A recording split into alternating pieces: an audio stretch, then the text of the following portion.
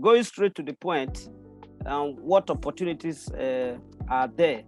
Let me start on the note by making a small attempt as a teacher to talk about the fact that the space law is the body of law governing space-related activities, and it's made up of international agreements, treaties, conventions, of course, United Nations General Assembly resolutions, as well as rules and regulations or regulations of international organizations.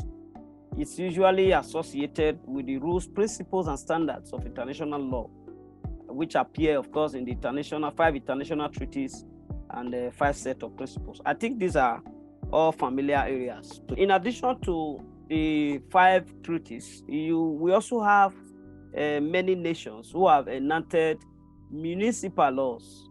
In other words, local laws guiding the space operations, space technology operations in their country. And it takes them to the parliament to seek for the legislative imprimatur in making those laws possible. And those laws eventually will also lead to the passage of subsidiary legislations by the agencies of government charged with space regulations. For example, in Nigeria, we have the NCC, the National Communications Commission, that have set out guidelines for commercial satellite communications. We have the NASA, which deals with the Space Research Agency.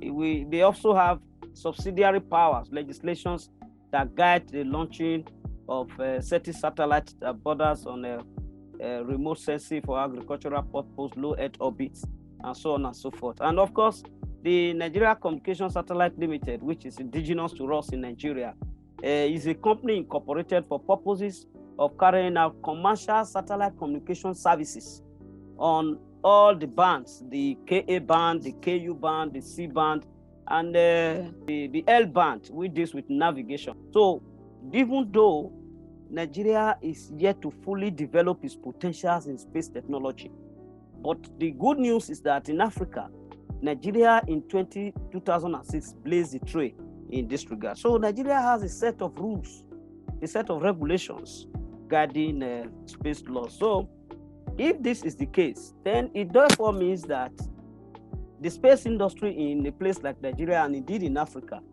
will require the services of professional lawyers. I recall vividly when I took over office at the Nigeria Communication Satellite, I recall vividly that the company has sent the former company secretary, the company secretary of that company, to Canada to go and study and have a postgraduate, a PhD in space law, to be able to come back as a real professional in that area and use her wealth of experience to guide and promote the company. So it's very important that we have lawyers who are trained in this industry as we continue to develop in the sector.